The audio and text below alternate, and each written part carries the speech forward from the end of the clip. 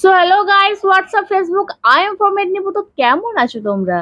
তো আজকের ভিডিওটা হতে চলেছে খুবই ইন্টারেস্টিং, তো দেখতে থাকো শেষ পর্যন্ত। তো চলো শুরু করা যাক।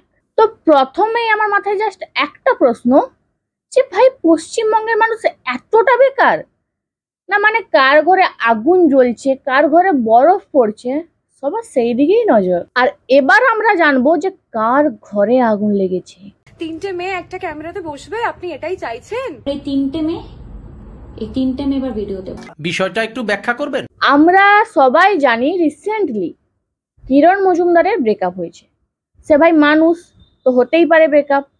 কিন্তু তোমরা হাতে পপকর্ন নিয়ে সেই ব্রেকআপ স্টোরিকে মজা নিতে নিতে দেখবে, এটা তো ঠিক নয়।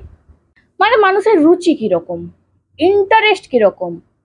মানুষ এতটাই বেকারত্বে ভুগছে, কারোর ব্রেকআপ হয়ে গেছে, সেটাতে গাদা গাদা ভিউ, যেটা কোনো ঝাক্কাস কন্টেন্টেও না 6 দিনে আসেনি। ও শিট! তো আজকে আমি কথা বলবো এক দুর্বিসহ কনফিউজড চোরের কথা, যার কাজই হলো শুধুমাত্র মেয়েদের মন চুরি করা। তাও কিরণ, দেবচন্দ্রিমা আর প্রিয়াঙ্কার মতো যে সুন্দরী মেয়েদের মন। তোমাদের কি মনে হয় দাদা কি এমন টিপস অ্যান্ড ট্রিক্স ইউজ করে?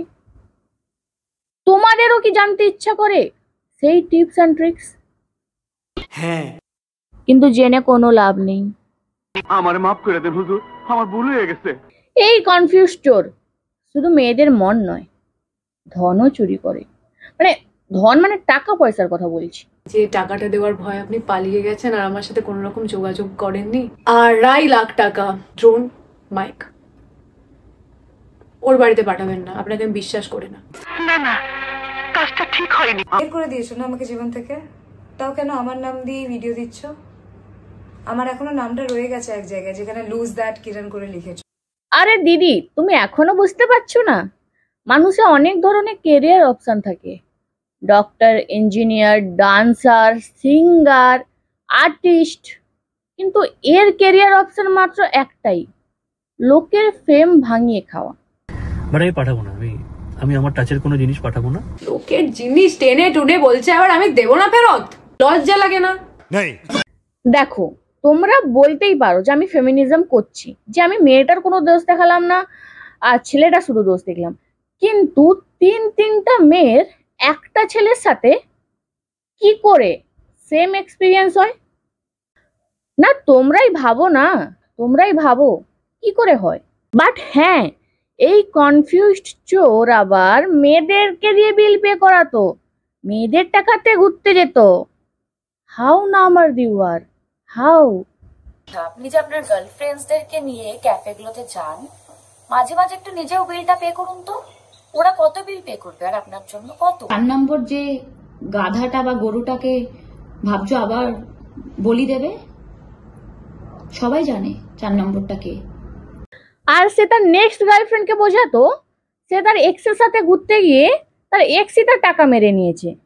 ট্রাভেল এজেন্সির বিলটা পাঠাবো আপনাকে, যে টাকাটা দেওয়ার ভয় আপনি পালিয়ে গেছেন আর আমার সাথে কোনো রকম যোগাযোগ করেননি। 2.5 লাখ টাকা। মলদ্বীপসে সেই মেয়েটাকে আপনি নিজের টাকায় নিয়ে গেছিলেন, আমাকে তো তাই বলেছিলেন যে নিজের টাকায় নিয়ে গেছে, সেই মেয়েটা নাকি এখনো টাকা দেয়নি, কিন্তু এখন তো দেখছি তার উল্টো। আর এক্সে দেওয়া বিভিন্ন এক্সপেন্সিভ গিফট সে তার গার্লফ্রেন্ডকে বোঝাতো সেটা সে নিজে কিনেছে। মানে বুঝতে পারছো কিরকম 2 নম্বরই মাল? কিরকম 2 নম্বরই মাল?